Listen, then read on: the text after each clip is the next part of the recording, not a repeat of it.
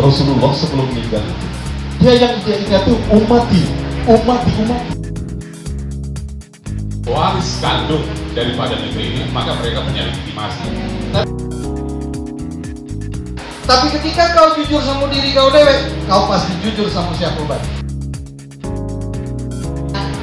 Hak-hak rakyat yang belum terakomodir. Satu kebahagiaan bisa melihat orang yang kita cintai bisa bahagia, itu yang pasti. Sebenarnya visi misinya kecintaan yang seperti apa kepada rakyat Sesama kita, dan saya yakin membangun bangsa dan negara memang harus didasari atas nama cinta. Saya Idasril akan memoderator ini para narasumber kita yang terhormat ini agar kita mendapat pemahaman yang utuh bagaimana tindakan dan aksi para orang-orang terhormat ini, terutama kebetulan duduk juga di lembaga eksekutif dan legislatif. Yang pertama, tidak perlu lagi saya kenalkan karena tadi sudah saya panggil. Saya langsung saja, ini ada pengamat politik Bung Indra Caniago. Bung, Ya, siap. cinta yang bagaimana sebenarnya? Cinta yang bagaimana yang harus dilakukan? Ya, jadi ini menarik Ustaz. Jadi kalau bicara cinta ini, pertama saya ingat bahwa cinta tidak harus memiliki. Ini sering kita dengar ketika orang patah hati. Jadi ungkapan menghibur. Tapi faktanya, kalau bicara cinta, memang tidak harus memiliki, tapi rasa memiliki itu harus ada. Karena cinta ini kan sebuah sikap, ya, sebuah sikap yang apapun yang terjadi dia selalu tampil apa adanya, bukan ada apanya.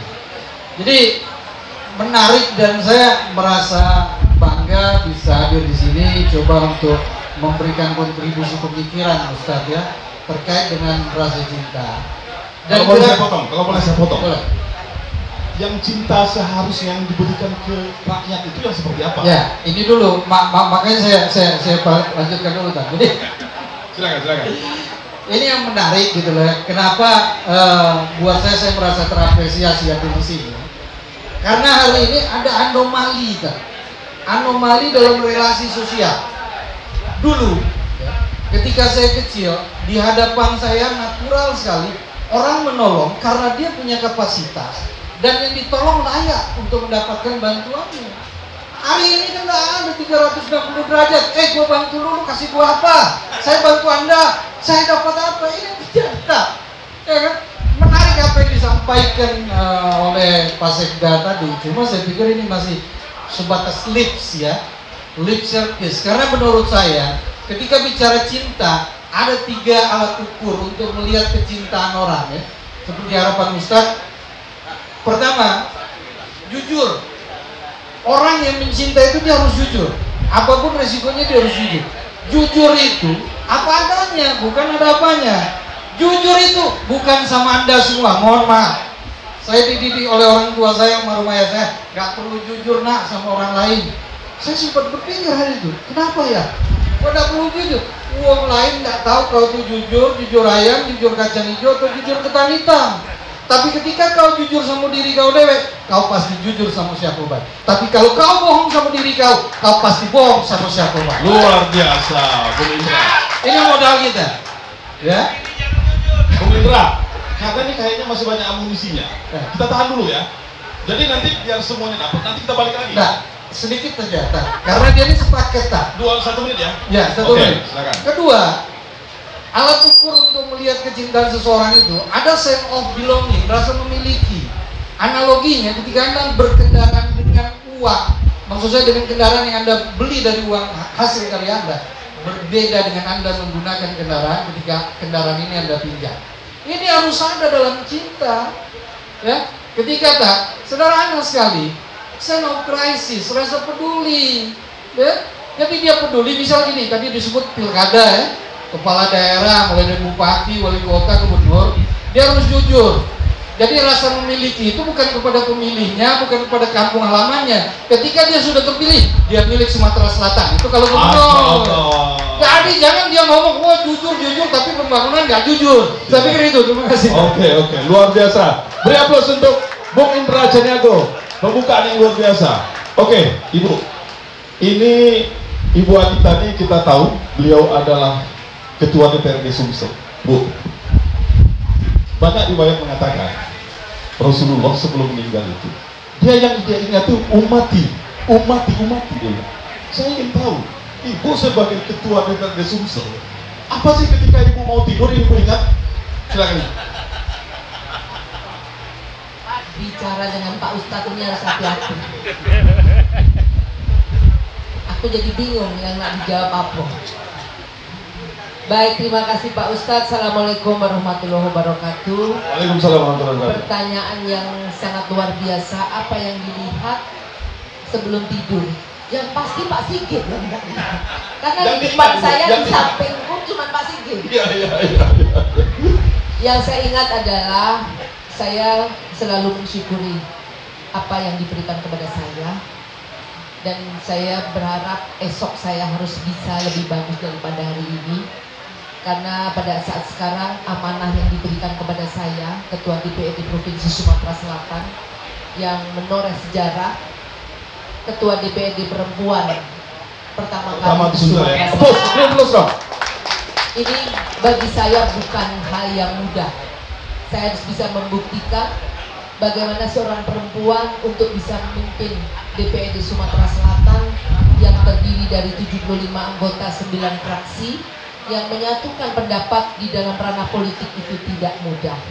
Namun saya terus berjuang, saya berusaha bagaimana saya mendekati mereka dengan rasa cinta tadi. Luar biasa.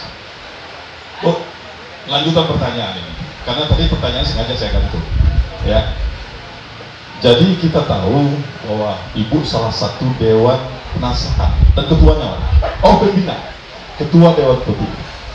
Tentu kita tahu sebelum Ibu menerima, Ibu ingin tahu dulu visi misinya sebenarnya.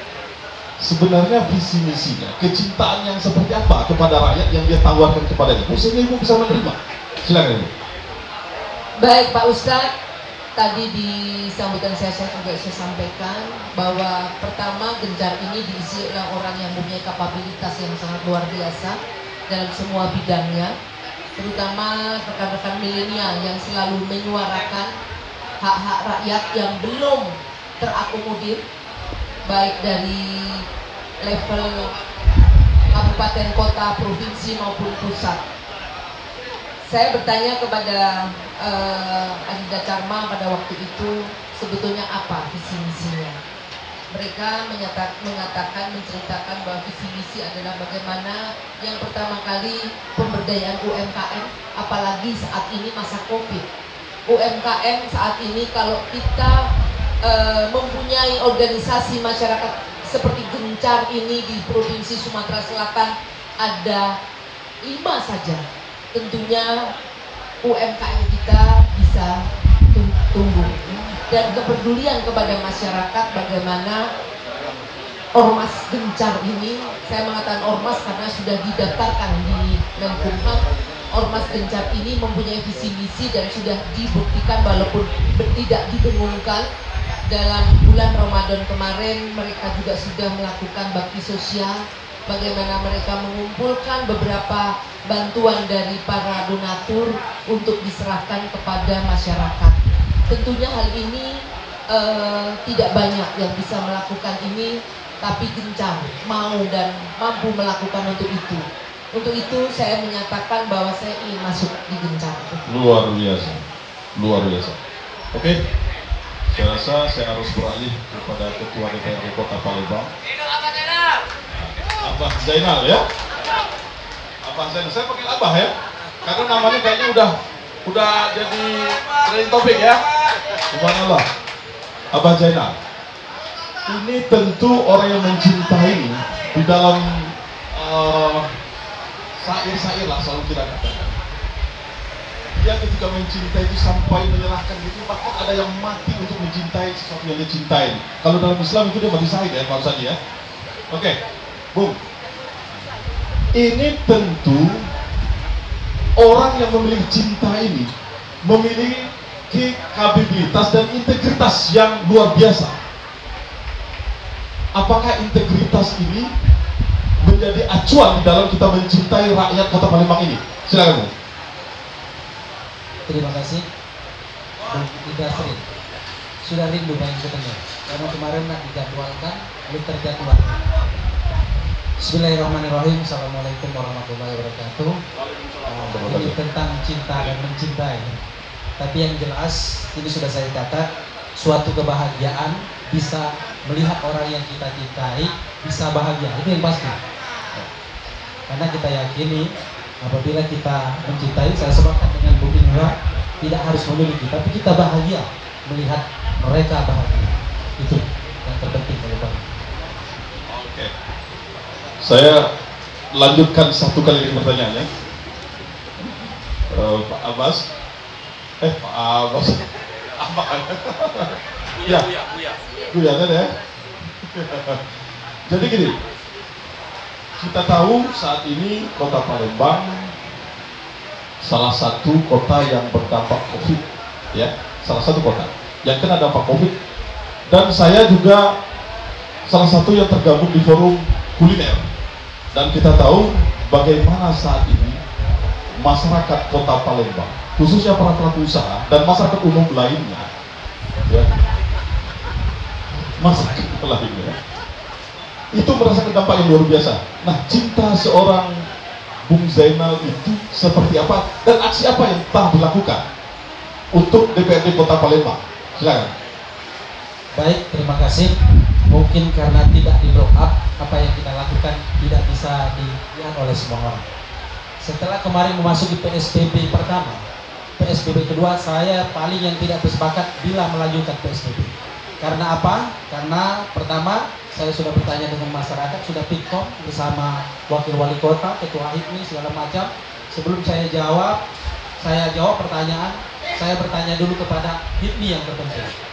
Perekonomian ini harus jalan atau PSBB lagi kita lanjutkan. Tapi jawaban beliau, waktu itu saya ingat anggota saya juga, Bang Alvaro, bahwa perekonomian harus jalan. Ini terpuruk dari 98. Makanya akan terancam resesi. Benar. Jadi waktu untuk PSBB kedua, saya sangat tidak sepakat untuk melanjutkan PSBB itu. Tapi bagaimanapun caranya, apapun yang akan dilakukan oleh pemerintah kota, yang jelas kami tergabung dalam gugus tugas, kami minta untuk tetap kesehatan nomor 1, tetapi perekonomian harus jalan. Karena apa? Karena apabila perekonomian tidak jalan, dampaknya sudah kita rasakan sendiri. Ini sudah berjalan, tapi kita masih susah. Makanya kemarin kita dapat PDPK, penegakan disiplin protokol kesehatan. Jadi kesehatan tetap nomor 1, perekonomian jalan. Karena apa? Kalau menanggung masyarakat Kota Palembang, kami yakin APBD tidak akan sanggup. Tapi apabila mereka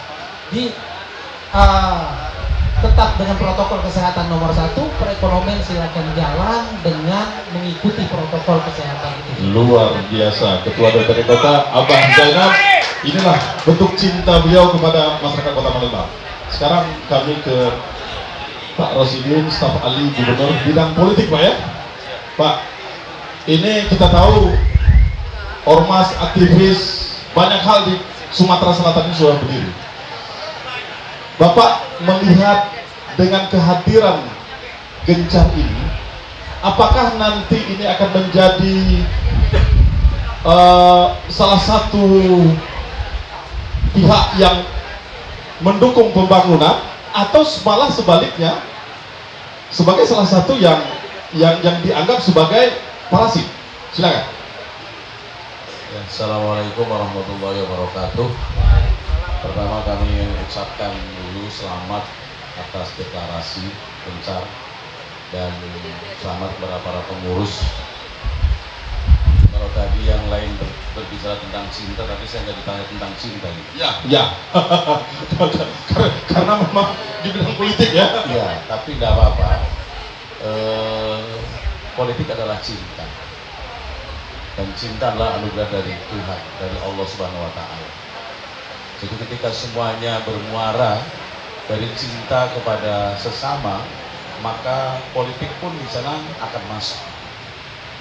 Terkait dengan persoalan hadirnya Gencar, saya kira menjadi mitra bagi pemerintah, bagi DPR, bagi siapa saja dalam rangka mengawal apa yang menjadi kecintaan pemerintah Provinsi Sumatera Selatan bersama dengan DPR, karena ketika berbicara pemerintah adalah pimpinan adalah ya Pak Gubernur, ya Ketua DPR dan lain sebagainya. Ketika dua-duanya merumuskan sesuatu dengan cinta, maka kami yakin akan sampai kepada masyarakat. Kalau boleh saya ngambil syairnya Raihan, senyuman dari hati akan jatuh ke hati, maka cinta yang diberikan oleh pemerintah kepada rakyat ketika atas nama Tuhan, maka juga akan sampai kepada masyarakat. Nah, di sini Gencar akan menjadi mitra kita paling tidak bisa mengawasi apa sih jalannya pemerintah yang kurang baik. Jadi karena saya, termasuk saya dengan Mas Karma sudah biasa ketika berbicara dengan LSM dan lain sebagainya, dan saya paling welcome kepada LSM, ayo kita ketemu dengan saya. Kenapa? Saya senang dia akan menjadi mitra kita ketika kita lupa, mata kita tidak begitu banyak, tapi mata LSM kadang lebih jeli dari kita.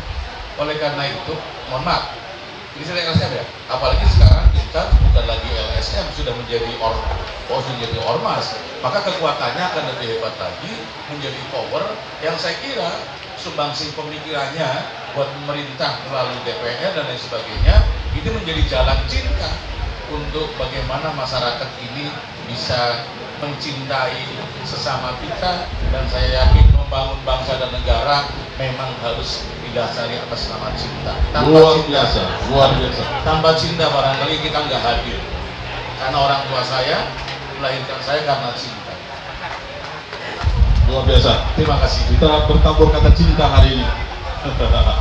Ini Bung Bagindo Togar ini saya agak cemas-cemas juga bertanya ini. Bung adalah selama ini yang saya tahu aktif mengamati kondisi sosial. Kita jujur-jujuran saja, Bung. Ya. Kita jujur-jujuran saja. Sudah ada, Bung, cinta yang diberikan oleh para pejabat Kota Palembang dan Provinsi Sumatera Selatan untuk masyarakatnya. Saya ingin jujur-jujur saja. Silakan, Bung Togar. Makasih, Ustaz Dasri. Sebenarnya tema ini menjebak kita ya. Karena tadi Bu Anita, Pak Denal, Pak Bedi, Pak Adi. Tadi malam sini saya dihubungi Bung Karma untuk jadi narsum siang ini. Temanya juga absurd, tapi tiba-tiba dia tema ini soal cinta. Tapi cintanya harus dibatasi. Jadi pengertiannya cinta dalam pengertian bermasyarakat, berbangsa, juga bernegara. Tapi kita seperti pertanyaan Ustaz Dasri tadi, gimana cinta kita terhadap tanah air atau terhadap pemerintah? Apakah juga pemerintah mencintai kita? Kita lihat dulu konsep negaranya. Kalau negara kita kan jelas negara kesatuan Republik Indonesia, dasarnya itu terbentuknya suatu negara karena kita awalnya negara bangsa. Ketika antar bangsa yang ada di Sumatera, di Jawa sampai ke Timur dan sampai sana kan itu ada yang Melayu, Austronesia dan segala macam bergabung menjadi satu bangsa Indonesia. Jadi kita sudah dibentuk awal dari cinta dan dalam satu bangsa. Nah sekarang pemerintah yang sudah terbentuk, bagaimana tanpa masyarakat pemerintah nggak punya arti apa-apa. Ibu Anita tanpa konstituennya nggak ada arti apa-apa. Pak Denal tanpa konstituennya nggak ada arti apa-apa. Ibu Adi tanpa legitimasi dari negara, dari pemerintah, dari undang-undang nggak punya arti apa-apa. Artinya masyarakat sebagai representasi dari stakeholder utama negeri ini. Dan ketika para pejabat-pejabat kita dapat legitimasi dari pemilik utama negeri ini, katakanlah menjadi pewaris resmi, pewaris legal, pewaris kandung daripada negeri ini, maka mereka punya legitimasi. Tapi ketika mereka tidak dapat legitimasi, mereka tidak ada arti apa-apa. Maka jangan heran seorang, maaf ya, kita contohkan yang paling nyata, kalangan TNI Polri, ketika mereka tidak lagi menjabat dalam suatu kelembagaannya, nyaris berbeda ketika mereka menjabat dalam strukturnya. Begitu juga yang terjadi. Tapi artinya apa? Apakah cinta itu pupus? Tidak, cuman berubah. Karena cinta memang acap kali berubah. Ada pengertian filosofis yang paling hakiki. Anda jangan coba-coba tidak akan merasakan kehilangan ketika Anda tidak akan mencintai. Kalau siap mencintai artinya siap kehilangan. Begitu juga Anda siap-siaplah kalau pakai atas nama rakyat, suatu waktu Anda akan kehilangan rasa cinta rakyat ketika Anda tidak total mencintai rakyat. Karena cinta itu ada tiga hal, ada perhatian, ada kasih sayang, ada keintiman. Keintiman yang pengertian di sini bagaimana? Jangan begitu perlu. Ketika Anda horny, nafsu dekat. Tapi ketika tidak hanya horny, Anda bisa ranjang. Ini yang nggak ngomongnya rakyat itu tetap intim dengan pemerintah. Bagaimana keintiman itu dibangun? Bagaimana keintiman itu tadi dibangun? Itu yang perlunya. Ya, benih utamanya cinta tadi. Ya kan? Kalau tidak ada cinta the real after, ya nggak akan terjadi keintiman dengan masyarakat. Jadi tuluslah, jujurlah bercinta supaya hubungan rakyat dengan pemerintahan itu tetap berjalan manis. Kalau kadang-kadang ada yang ngambek, wajar-wajar aja Pak. Ya, kita perlu dinamika, perlu dalam rangka harmonisasi perlu dinamika. Kita nggak akan mungkin ya kalau mau tahu warnanya putih, tahu dulu warnanya hitam. Ya kan begitu. Kita mau tahu rasa manis, rasakan garam atau merasakan yang sebaik yang lain. Begitulah cinta harus begitu. Jadi yang mulu-mulu realistislah bahwa hidup ini harus mengalir. Nggak selalu kita harus harmonis, tapi ketika kita tidak harmonis untuk meningkatkan kadar cinta kita. Terima kasih. Ya, luar biasa. Ya, Bos. Saya minta bantuan biar pertanyaannya lebih fair. Saya minta Andreas Tewong ya untuk bisa bertanya atas nama cinta. Silakan.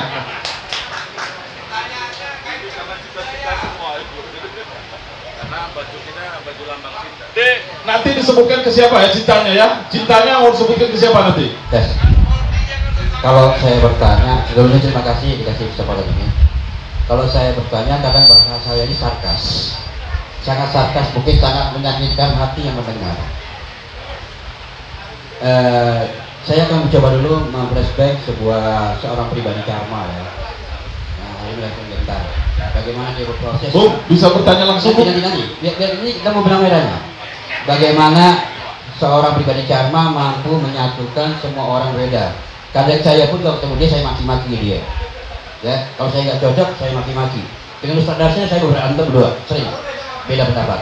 Nah, saya melihat sebuah gini. Sriwijaya besar dimulai dari tanah Sumatera Selatan. Kenapa Gencar tidak besar dimulai dari sini seperti halnya mengembalikan kembali kejayaan Nusantara. Gencar ibaratnya sebuah Sriwijaya mini. Karena begitu bergerak, se-Indonesia sudah jadi. Pertanyaan berikutnya adalah, mampu gak para pemimpin kami ini benar-benar mendengarkan rakyatnya? Atau hanya retorika? Kami sering menggonggong di bawah, berteriak, ya, woi kami lapar, kami berteriak, kami menggonggong. Menggonggong itu dua macam, kami tidak perhatian atau kami memberikan sesuatu. Mampu nggak secara nuraninya ya, para pemimpin itu menangkap gonggongan kami di bawah? Terima kasih. Terima kasih banyak. Saya kayaknya harus melemparkan ke, saya serba nggak enak sebenarnya Ibu. Andreas Tewong, budayawan ya, budayawan. Saya minta Ibu deh yang menjawab kayaknya ya. Silakan Ibu. Baik, terima kasih Pak Andreas. Pertanyaannya sangat bagus, sangat luar biasa, tapi sebetulnya dalam pertanyaan itu memotivasi kami, terutama saya dengan Pak Jainal. Saya di pemerintahan provinsi, Pak Jainal di pemerintahan Kota Palembang. Bagaimana menyuarakan, mampukah kami ini mendengarkan apa yang disuarakan oleh rakyat? Saya sampaikan bahwa saya sebagai Ketua DPRD, saya membuka pintu lebar-lebar kepada siapa saja yang akan menyuarakan aspirasinya ataupun memberikan kritik kepada kami, terutama DPRD, bagaimana berkinerjanya, bagaimana untuk kedepannya, karena dengan begitu kami jadi tahu apa yang diinginkan oleh masyarakat. Masih banyak PR, saya sampaikan tadi, dalam 1 tahun kepemimpinan saya, dari September ke September, masih banyak. Apalagi begitu kami duduk, saya sebagai Ketua DPRD, langsung dihadapkan dengan COVID. Ini tidak mudah. Apalagi sebentar lagi kita akan menghadapi APBD yang jelas APBD provinsi itu mengalami defisit, di mana pembangunan masyarakat Sumatera Selatan tetap harus berjalan, terutama kepada para ya saya katakan dimensi ekonomi yang harus diutamakan itu masih belum mencapai segala penjuru.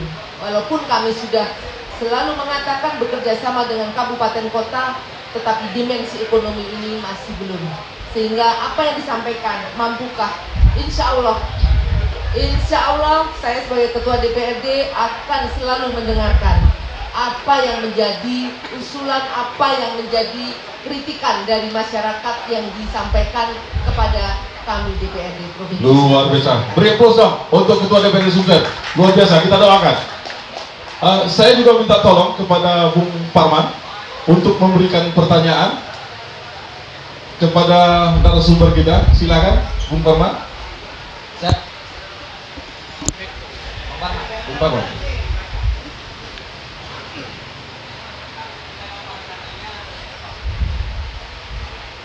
Sampaikan dengan rasa cinta ya, Bung Parman. Terima kasih. Assalamualaikum warahmatullahi wabarakatuh.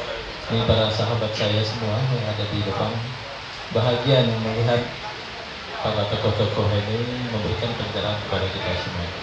Baik, saya hanya mengutip tadi bahwa cinta itu tidak harus memiliki. Cinta itu harus mendahulukan selalu untuk memberi tanpa harus diminta. Itulah hakikat cinta. Nah, ya, tapi apakah kondisi ini betul-betul sudah meresap di level pengambil kebijakan? Karena sering yang kita dengar sudah berteriak-teriak masih belum diberi. Jadi jangankan untuk menunggu ada inisiatif untuk memberi, sudah diminta, sudah meminta, bahkan setengah memaksa. Kalau aktivis ini sudah biasa turun ke jalan, ya, menjadi parlemen jalan, tapi terkadang suara mereka ya, tidak sampai untuk menggugah sebuah tindakan yang konkret untuk memberi apa yang diminta oleh rakyat. Saya kira apa yang menjadi beban, apa yang menjadi kendala, apakah koordinasinya, ataukah komunikasinya memang yang tidak nyambung, atau memang kita belum cukup kuat untuk memiliki kecintaan untuk senantiasa memberi sebelum rakyat meminta. Terima kasih. Luar biasa. Ini karena pemegang kebijakan ini tadi Bu Anita sudah, saya serahkan ini ke Abah Zainal. Ini katanya ini sudah teriak-teriak nih, sudah teriak-teriak pun belum ada ya. Nah silakan, bagaimana nih cintanya seorang Ketua DPRD Kota Palembang kepada masyarakat Kota Palembang? Silakan. Terima kasih. Mungkin saya tak sepandai para perencana dan usaha.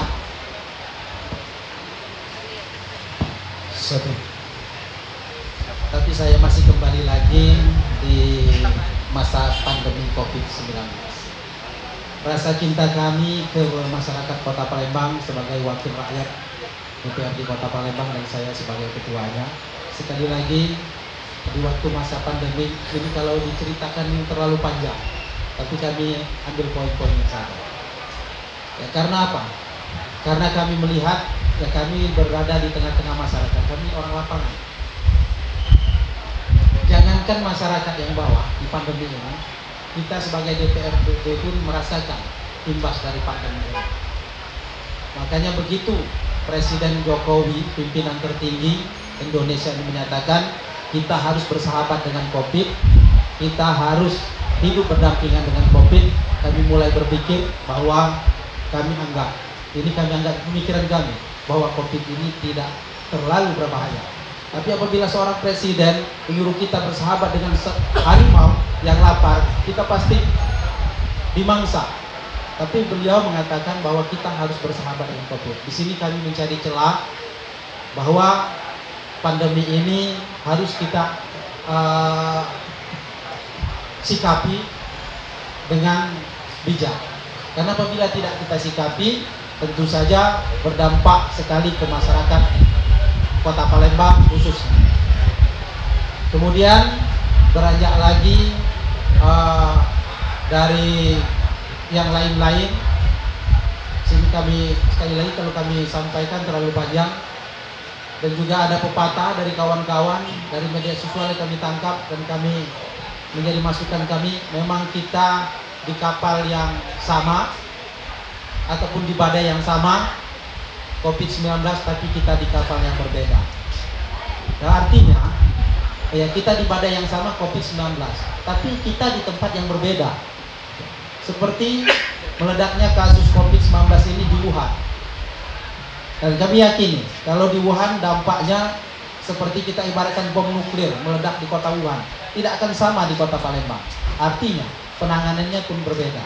Kita tidak perlu lockdown atau segala macam, tapi kita harus bersikap bahwa di Palembang beda penanganannya dengan di Wuhan sana. Makanya kami bersikeras kemarin, sekali lagi dengan kecintaan kami masyarakat Kota Palembang, bahwa PSBB ini jangan diteruskan, tapi kesehatan tetap nomor 1 sehingga perekonomian tetap jalan.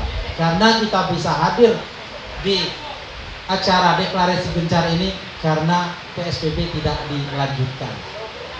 Itu saja. Oke, beri plus yang luar biasa kepada Ketua DPD Kota Palembang.